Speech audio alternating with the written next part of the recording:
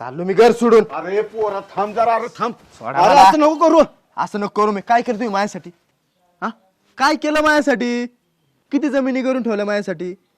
किती बंगले बांधले माझ्यासाठी? हा, किती बँक बॅलन्स ठेवला बँकेत माझ्यासाठी? भिकल लावला ना पार. अरे पोरा, जे काय कमावलं ती तुमच्यासाठीच खर्च केली की.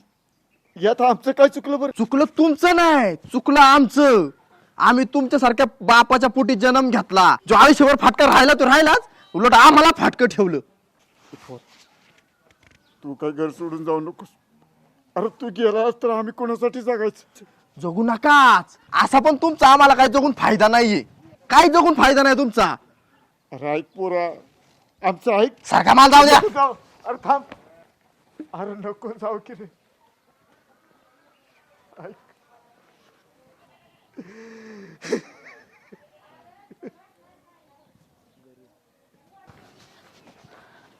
अरे दादा, कुठे निघाला तू? आत्ताच बाबांचा फोन आला होता आणि तशीच धावत पडत आली तुझ्याकडे. ऐक, तू घर सोडून कुठं जाणार नाही या. तू तुझं काम बघ आणि तसं पण तू आमच्या घरामध्ये लक्ष देऊ नको. आमचं घर? अरे दादा, ते माझं बी घर आहेच की. ए, ते होतं आता नाही.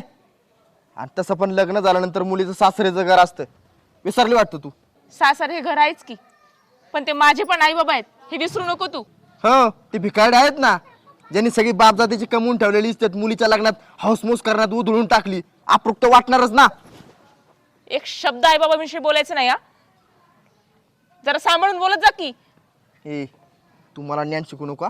चल चल तुझ्या वाटणी चल.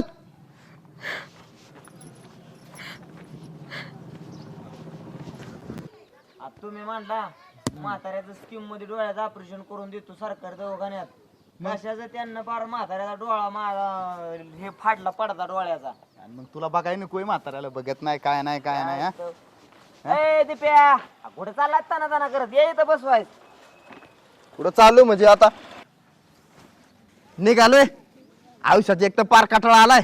आता जिकडे वाट दिसेल तिकडे निघतो. अरे तुझ्यासारख्या पोराने जर आयुष्याचा कटाळा केला तर त्या आई बापाने काय करायचं रे? त्या आई बापामुळे तर घर सोडायची वेळ आली ना. का बरं, काय झालं? काय बरं काय झालं? आता मला सांगा, हा. आपल्या पोराचा इच्छा आकांक्षा पूर्ण न करणाऱ्या आई बापाकडून काय अपेक्षा ठेवणार आहे मी?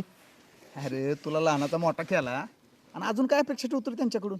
नाही, मी जन्म दिला आणि लहानाचा मोठा केला, मी संपल्या का अपेक्षा? आता तुमचंच बघा ना, तुम्ही तुमच्या पोराला शिक्षण दिलं, चांगलं इंजिनियर केलं, त्याला गाडी घेऊन दिली, आता घर बांधताय त्याच्यासाठी. माझी इच्छा आकांक्षाचं काय? तर माझं काहीच नाही. मला मन बिन काय नाही. हे बघ, मी माझ्या पोरासाठी सगळं केलं. अरे होती नव्हती तेवढी सगळी जमीन विकली आणि त्याला गाडी घेऊन दिली, बंगला बांधून दिला. अरे ज्या जमिनीवरती आमच्या पिढ्यान पिढ्या जागल्या असत्या ती काळी आई विकून त्याला पैसे दिले. पोरगा मारेल माझ्या, कुठपर्यंत मारेल? पैसे आहेत तोपर्यंत. अरे पण ज्यावेळेस पैसे संपतील ना त्यावेळेस त्याला ही काळी आई आणि हो बाप आठवल. आणि त्याला पण एक पोरगा आहे.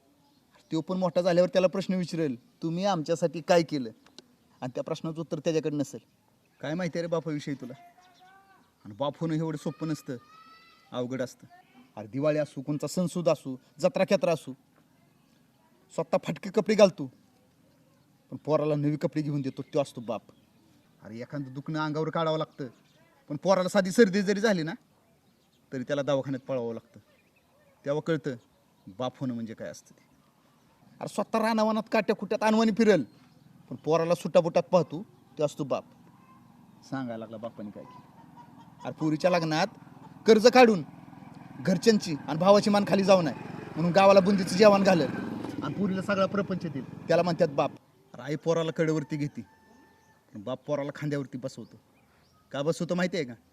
अरे त्याने न पाहिलेलं जग आपल्या पोराला दिसावं म्हणून त्याला खांद्यावर बसवतो. अरे आई मुलाला 9 महिने पोटात वाढवते पण बाप त्या पोराला डोक्यात वाढवत असतो. तो असतो बाप. तुला नाही बाप समजायचा. चल